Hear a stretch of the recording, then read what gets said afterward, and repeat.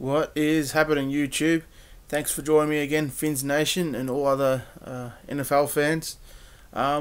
Usually after the game, I'll do a game breakdown, a full game breakdown. But I think I'm going to change it up now and instead do like a state of the team kind of thing. Just talking about how the team's looking going into our Week 12 game, and yeah, just how I think they're going to perform for the rest of the year. Notes from the game and just what the tape showed me after watching the game on League Pass. Alrighty, Finns Nation, let's get to it. The biggest negative and the thing that really did us in this game was the penalties.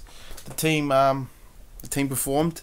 We had 17 penalties for 123 yards. That's the most we've had since 2005 when we had 18. And obviously the four first half turnovers didn't help either.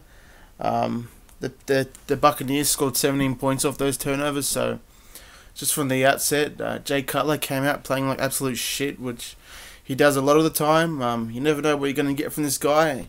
And yeah, Jay Cutler was just playing like absolute dog shit in that first quarter, that first half. Something that was really surprising to see was Stephon Anthony out there. I saw him come out there on third down. I'm thinking, who the hell's that? Is that Lacey, the guy, the linebacker we had in the preseason? But I'm pretty sure we let him go. And then I realized it was Stephon Anthony. You could see, the big dude out there, 6'3", number 44. And yeah, first play of the game, he made an impact. Showed that great speed he's got covering running backs.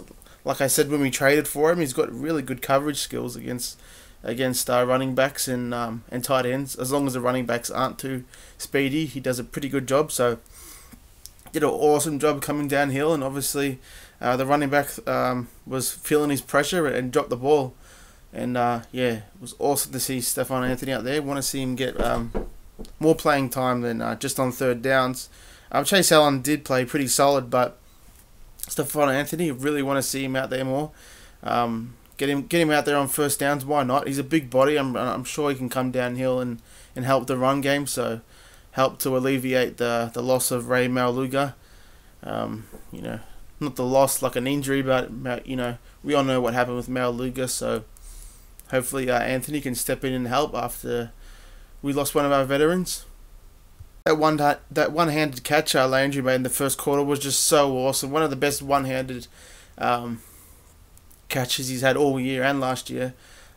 Definitely doesn't beat that one-handed flying catch he had last year. But we really have become accustomed to these kind of catches that Jarvis makes. He's got absolutely awesome hands, and it helps that he's got 10 3/4 I think size hands, 10 inches. So he's got massive hands, and that obviously helps him catch the ball. But Jarvis just continues to just show those awesome hands. It's just, you never see it around the league. Most guys, which is what you should do. Jarvis, I think it bit him in the butt one play where he dropped the ball going for a one-handed catch where he probably could have made the catch if he used to, but you don't see many receivers catching the ball like he does. So except for Odell Beckham Jr., one of his best friends. So yeah, Jarvis, take it for what it's worth, but those catches really make you drop your mouth open. The offense is doing a nice job moving the ball. After the interception on the first drive of the game, finally seeing chunk plays. Nice 20-yard plus runs and catches. So they were just a breath of fresh air, which led to the Landry touchdown. But then, in true Jay Cutler fashion, like this season's been and like how his career's been, like an absolute roller coaster, he comes out on the next drive and throws a pick. And as the telecast was saying, throwing across his body, which you really should never do as a quarterback, unless you know you're gonna unless the guy isn't covered and you definitely know he's gonna catch the ball and get the reception. You should never throw across your body. Is never a great way to throw the ball. You should always have your feet set when pinpointing to a guy, especially to the middle of the field, when you got linebackers and box safeties and corners in there. It was great to finally see Xavier Howard come back to the play that we know he's capable of, knocking multiple balls away. He was playing really tight coverage on Evans. It was finally great to see him come through. I don't know what happened. Some kind of switch went off. Might have had a heart-to-heart in the DB room with Lou Anarumo, I think you say it, the DB's coach. But Xavier Howard had a great game, his best game of the season. PFF should love that game. They've been ranking him like one of the worst corners in the league, so he should definitely get a good grading for this game, which I think he got in the 80s this game. I think so. I can't remember. This game it might be the last straw for Jay Cutler. I think that Adam Gase is just sick of his ridiculous, the decisions he makes out there and his attitude. I think it's finally hit Gase that Jay Cutler isn't the guy for us. All season he's been, backing him when they say, when he comes back from injury, is he going to be the guy? And Gase confirms it and says that he is our quarterback. But he was asked this post-game press conference, and he wasn't stuck on anything. He wasn't confirming that Cutler was going to be the starter, which Moore was probably going to be. But Cutler does have a concussion, but he didn't confirm anything. So take it as you may with that. As soon as Moore came in, the offense instantly was ejected with energy. Coming out of halftime, it seems to be Matt Moore's specialty. Coming in at the half and filling in for Jay Cutler, and he just plays absolutely flawlessly. Matt Moore was just played absolutely amazing. The guy was just getting everyone involved. Throwing passes to Parker, Landry, Stills. Obviously, Kenny Stills had absolutely crazy game, 180 yards. So it's definitely connecting with Stills. But Matt Moore was absolutely amazing to watch. He drastically changed the energy for the offense, and not just for the offense, but for the whole stadium. When the quarterbacks were switched out, the crowd really got into it more when Moore was in there. But the crowd definitely lifted their game and really injected energy into the team like Matt Moore did. Matt Moore just got the offense going, and hopefully he can carry that against New England, which is going to be a really tall task. The Patriots defense is finally playing better after being one of the worst in the league.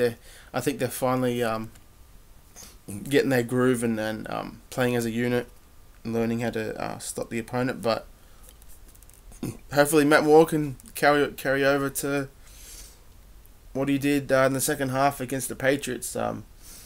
That's all you can hope for, because the Jets game, he came in the second half and had it absolutely. He had a great game again. Then he came out against Baltimore and was absolutely terrible. And you can't blame that fully on him. The offensive line was terrible in that game, but still, as a quarterback, even if the protection fails, you got to get out of the pocket and make things happen. That's what the league's at now. Pretty much the only guy around the league that gets it done without getting out of the pocket is Tom Brady, and just because he's just he's absolutely mastered that system, and he pretty much is a coach at quarterback, and he's got so many weapons now with the Patriots, with Brandon Cooks and Dossett and all these guys. He's got now Dwayne Allen, Gronkowski, and now Martellus Bennett. But guys like Russell Wilson and we saw Deshaun Watson before he got injured. Those guys, they can make things happen when they get out of the pocket, and same with Aaron Rodgers. But yeah, that safety call was just absolutely terrible. I don't care if Fitzpatrick had forward progress. He was tackled in the end zone, and the rule is when you tackle in the end zone, or maybe the rule is if you get hit by your own player, it counts as forward progress or whatever. But he was tackled in the end zone, and that should have been a safety. That was another way to win the game there, and it went through our fingertips. So that was absolutely terrible. And also being short of the first down on that run with Kenyon Drake. I really thought Matt Moore was going to get that first down there, but obviously, he's not a talent running with the ball, so he didn't get that first down. But missing that first down was absolutely crucial. And then down the stretch, obviously just running out of timeouts and the Buccaneers running the clock down and kicking the game-winning field goal. There's nothing we could do after that. You could just see the expression on Gase's face when it was down to 50 seconds. The Buccaneers still had plenty of downs to waste time, and we had no timeouts, so there's nothing we could do at the end there. We fought as hard as we could. We just couldn't overcome all the penalties and Cutler's stupid interceptions. He definitely they weren't interceptions like if he was under duress. He was running away from pressure. They were straight out just throws when he was in the pocket or sliding out of the pocket, and just made a stupid decision, which he's done all of his career.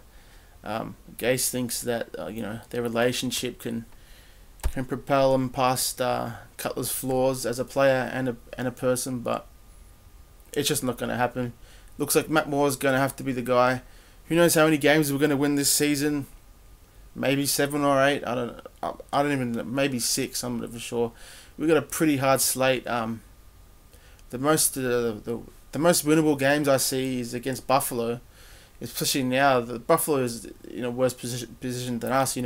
Nathan Peterman throwing 5 picks in the first half. That's absolutely crazy. And then going to Tyrod Taylor. The Bills are just even more of a train wreck than us. Even though we've got all these off the field scandals, we still seem to be much more organised on the field. But yeah, that's the only opponent I see us beating. We're going to have to go up to New England next week, and then shortly after that we'll be going to Kansas City later on in the season. And those are 2 extremely hard games. We got the Patriots twice. Yeah. So after the season, just going to have to look forward to the draft. My favourite time of the football season. I don't know what it is that just gets me so excited. Draft time and before the combine and free agency in the draft. I don't know about you guys, but I absolutely love that period. Don't get me wrong, I love the season, especially when we're winning. Like last year when we won 6 games in a row, that was just it had me hooked the season. But because the team was just so up and down, and I don't know what to expect every week. Yeah, just it's all you can do is just look forward to the next year and how to improve the team. Alright, so that's it for the breakdown. I forgot about the last play of the game, which is really irrelevant. The safety, when we were trying to lateral, I don't know what for. I think nothing was going to happen. We should have just ran the clock out. Jarvis should have just ran the clock out. But yeah, the Buccaneers just adding insult to injury and getting that last touchdown to put the game up by 10 points. But yeah, it was an extremely winnable game for us, especially when Matt Moore came in. If we didn't commit 17 penalties, we definitely would have won. If we had committed maybe under 10 at least, somewhere between 5 and 10 penalties, or Jay Cutler just completely effed off, kicked into the sideline, we would have won that game. All right, so looking forward this week to. I'm not looking forward, but I'm just saying, the team is just looking forward to next week. I don't know. I think we're going to get blown out. I really think that hopefully we can be competitive, but I don't see us doing any damage to the Patriots. We might score 20 points, but they'll probably have 40 to 50 points, so it's not going to be a contest. Who knows what will happen? We went up to Atlanta and won a game, but we haven't won against the Patriots in New England for multiple years. I can't remember the last time we did. So I'll see you guys in the next one. Fins up, baby.